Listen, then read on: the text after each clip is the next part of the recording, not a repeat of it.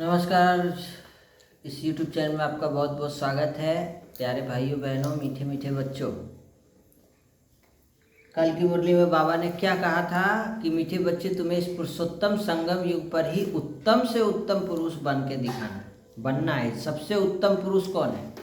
सबसे उत्तम पुरुष शिव बाबा सबसे उत्तम पुरुष है। सबसे उत्तम पुरुष लक्ष्मी नारायण शिव बाबा कहते हैं, क्योंकि इनको किसने बनाया उत्तम? शिव बाबा ने। बाप, तुम बच्चे बाप के साथ साथ कौन सा गुप्त कार्य कर रहे हो? तो आदि सनातन देवी देवता धर्म स्थापन करने का गुप्त कार्य कर रहे हैं। और बाबा हम बच्चों को कांटे से कांटों के बगीचे को फूलों का बगीचा बना रहे है ना। अपना ईश्वरीय रूहानी बर्थडे मनाना है, रूहानी कनेक्शन रखना है, ब्लड कनेक्शन नहीं। आसुरी जिस्मानी बर्थडे भी कैंसिल, वह फिर याद भी ना आए, है ना। अलौकिक जन्मदिन को अलौकिक जन्मदिन में परिवर्तन करके बनाना है।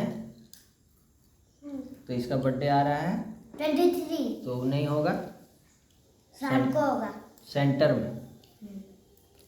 इसका अलौकिक बर्थडे जो है दोनों सेंटर में ही मन जाएगा। बाबा की याद में मनेगा, सबको ब्रह्मा भोजन भी खिलाया जाएगा, बाबा को भोग भी लगेगा, है कि नहीं। और बाबा ने कहा अपना बैगेज भविष्य के लिए तैयार करना है। अपने पैसे भारत को स्वर्ग बनाने की सेवा में सफल करना है। अपने पुरुषार्थ से अपने को राज तिलक देना, समझा। कल की मुरली से 2 शब्द क्या था? सत्युग नहीं, देवी देवता असुर, और फिर एगो था रूहानी और जिस्मानी ना। तो बाबा हम बच्चों को बोले जिस्मानी कनेक्शन है, रूहानी बर्थडे मनाना है। हम बच्चों का जो जन्म हुआ ना, फिर वो बर्थडे हमको बनाना है, जिस्मानी नहीं। और आज की मुरली में बाबा ने कहा मीठे बच्चे, तुम विश्व में शांति स्थापन करने के निमित्त हो, इसलिए तुम्हें कभी अशांत नहीं होना चाहिए। तुमको कभी गुस्सा करना, गुस्सा आता है? गुस्सा आता है? आता है तो झूठ बोल बोल रही है। रही है, झूठ बोल रही है, नहीं आता है गुस्सा? आता है तो आता है ना। हाँ। लड़ती है तो पहले ये शुरू करती है, तो फिर तुम लड़ाई कर, तुमको तो गुस्सा आता होगा ना। ऐसे जो ऐसे कर दिए चुट्टी काटे। हाँ, तो बाबा आज क्या बोले सुनो, तुम विश्व में शांति स्थापन करने के निमित्त हो।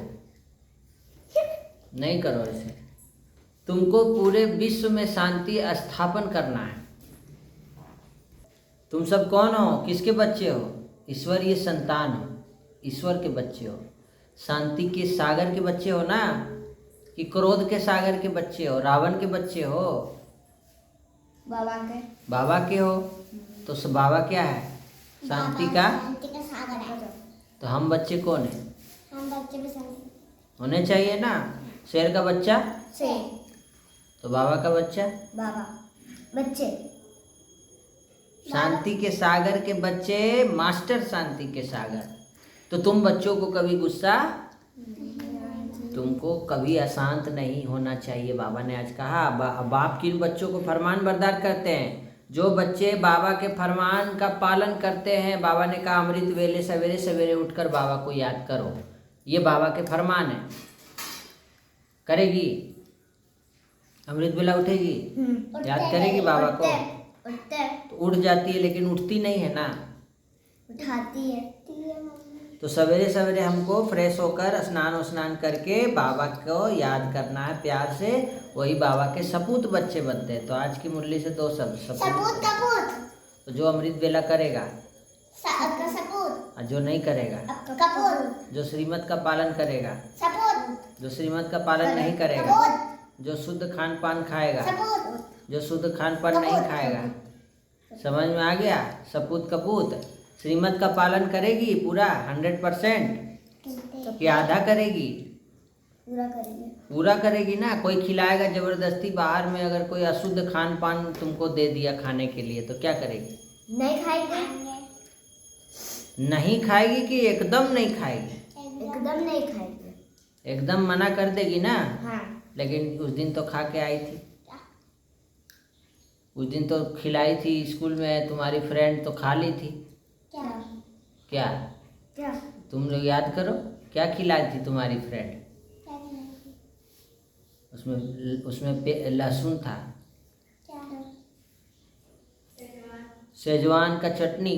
हमने खाए थे, दीदी खाए थे। गलती से खा ली, लेकिन मना करो कि हम लोग नहीं खाते हैं, बाबा को भोग लगा के खाते हैं, तो बाबा के भोग में ये सब आइटम नहीं रहता है, एकदम शुद्ध सात्विक बनता है। सुनो, जो बाबा के बच्चे सपूत होंगे वो राजा बच्चे बनेंगे सतयुग में, और जो कपूत बच्चे होंगे वो झाड़ू लगाएंगे, बाबा बोले। तो क्या चाहती है, सतयुग में हम लोग कपूत बच्चा बन के झाड़ू लगाएं? तो ऐसा काम कभी नहीं करना, उल्टा पुल्टा काम जो झाड़ू लगाना पड़े सतयुग में।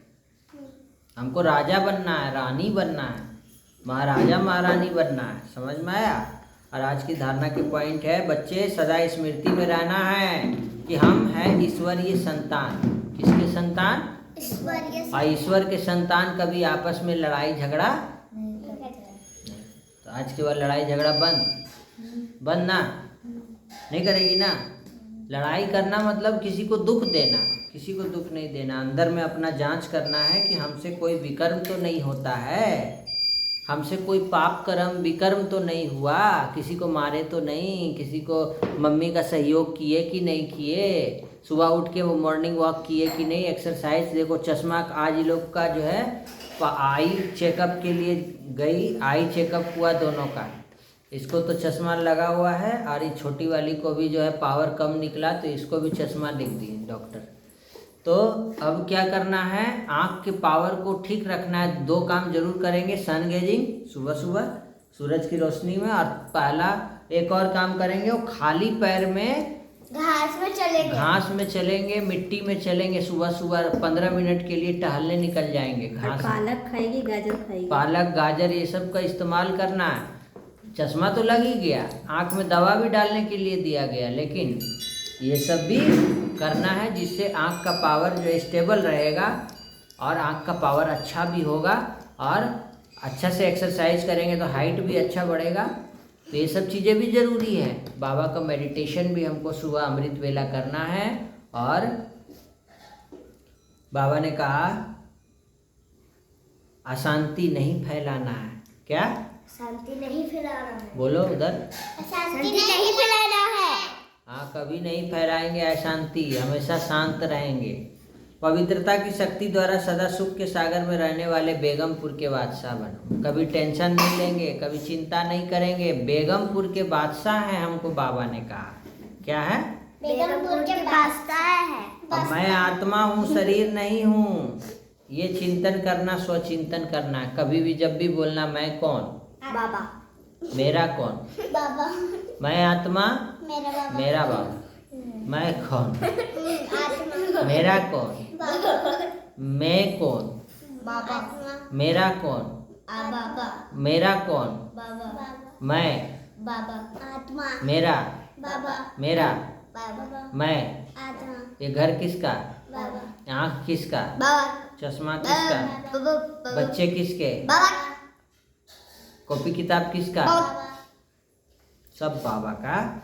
मेरा तो कुछ भी नहीं। वो गीत है ना, सब तेरा ही है भोलेनाथ। अच्छा, बाबा ने कहा 2 दिन, दूसरा दिन है आज, 2 सितंबर है, ज्वालामुखी योग करने के लिए बाबा ने कहा। ज्वालामुखी योग। जैसे ज्वालामुखी निकला ही नहीं। जैसे एक ऊपर से लाइट बरस रहा है, बाबा के मस्तक के ऊपर जो है बाबा जो की लाइट मेरे ऊपर आ रही है, और मुझ आत्मा में मास्टर ज्ञान सूर्य में सूर्य की लाइट समा रही है ना। ये पावरफुल लाइट में बैठ, ज्वालामुखी योग। बाबा ने हमको कहा कि पावरफुल योग करना है। लगन की अग्नि, ज्वाला रूप की याद से ही सब परिवर्तन हो जाएगा। आत्माओं का भी हो जाएगा, इस सृष्टि का भी परिवर्तन हो जाएगा। भ्रष्टाचार, अत्याचार की अग्नि समाप्त हो जाएगी। ठीक है, और इससे लोगों की बाबा का संदेश भी मिलेगा, और सभी आत्माओं के पाप भी कटेंगे और सभी आत्माएं शांत स्वरूप भी बनेंगी। आज की कहानी सुनते हैं। सेठ की बेटी राधा रानी। बरसाने में एक सेठ रहते थे, उनके 3-4 दुकानें थी, अच्छी तरह चलती थी उनकी दुकानें। 3 बेटे 3 बहुएं थी, सब आज्ञाकारी पर। सेठ के मन में एक इच्छा थी, क्या? उनकी बेटी नहीं थी। संतों के दर्शन से चिंता कम हुई। संत बोले, मन में अभाव हो उस पर भगवान का भाव स्थापित कर लो। तो भगवान का भाव स्थापित कर लो, कहा उनको।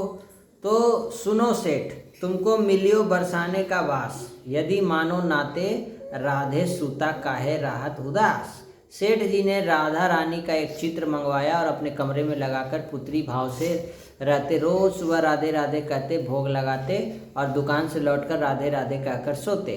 3 बहू बेटे हैं, घर में सुख सुविधा पूरी है, संपत्ति भरी भवन रहती नहीं कोई मजबूरी है। कृष्ण कृपा से जीवन पथ में आती न कोई बाधा है। मैं बहुत बड़भागी पिता हूँ, मेरी बेटी है राधा है। एक दिन मनिहारी चूड़ी पहनाने सेठ के नाते सेठ के हाथे में दरवाजे के पास आ गई, चूड़ी पहनाने की गुहार लगाई। तीनों बहुएं बारी बारी से चूड़ी पहनकर चली गई। फिर एक हाथ और बढ़ा तो मनिहारिन सोची कि कोई रिश्तेदार आया होगा, उसने चूड़ी पहनाया और चली गई। सेठ के दुकान पर पहुंचकर पैसे मांगे और कहा कि इस बार पैसे पहले से ज़्यादा चाहिए सेठ जी। सेठ जी बोले कि क्या चूड़ी महंगी हो गई है? तो मनिहारिन बोली, नहीं सेठ जी, आज मैं 4 लोगों को चूड़ी पहना कर आ रही हूँ। सेठ जी ने कहा कि 3 बहुओं के अलावा चौथा कौन है? झूठ मत बोल। या ले 3 का पैसा, मैं घर पर पूछूंगा तब 1 का पैसा दूंगा। अच्छा, मनिहारिन 3 का पैसा लेकर चली गई। सेठ जी ने घर जाकर पूछा, चौथा कौन था जो चूड़ी पहना है? बहुएं बोली, हम 3 के अलावा कोई भी नहीं था। सेठ जी रात को सोने से पहले पुत्री राधा रानी को स्मरण करके सो गए। नींद में राधा जी प्रकट हुई। सेठ जी बोले, बेटी बहुत उदास हो, क्या बात है? सेठ जी की नींद टूट गई, पर नींद नहीं टूटी, रोते रहे। सुबेरा हुआ, स्नान ध्यान करके मनिहारिन के घर सुबह सुबह पहुंच गए। मनिहारिन देखकर चकित हुई। सेठ जी आंखों में आंसू लिए बोले कि धन धन भाग तेरो मनिहारिन, तोरे से बड़ भागी नहीं कोई, संत महंत पुजारी, धन धन भाग तेरो मनिहारिन। मनिहारिन बोली, क्या हुआ सेठ जी? आगे बोले कि मैंने मानी सूता किंतु निज नैनन नहीं निहारिन, चूड़ी पहन गई तव कर ते श्री वृषभानु दुलारी, धन धन भाग तेरो मनिहारिन। मनिहारिन सोची, जब तो ही मिलो अमोल धन, अब काहे मांगल मोल। तो ये कहानी देखिए, वो मनिहारिन से चूड़ी पहनकर राधा जी जो है उनको दर्शन दे गई। सेठ जी बोले, धन्य हो मनिहारिन आपकी। तो ये कहानी आपको कैसा लगा? सेठ जी की आंखों में आंसू थे कि उसकी एक बेटी भी उससे चूड़ी पहन गई। तो इस वीडियो में इतना ही, फिर से मिलते हैं नए वीडियो में। आज की मुरली से जो है 2 शब्द याद रखेंगे हम लोग, है ना, सपूत कपूत। बाबा के फरमान पर चलना है, जो बाबा बोले वो हमको करना है। Thank you. ओम शांति। सबका भला हो, सबका कल्याण।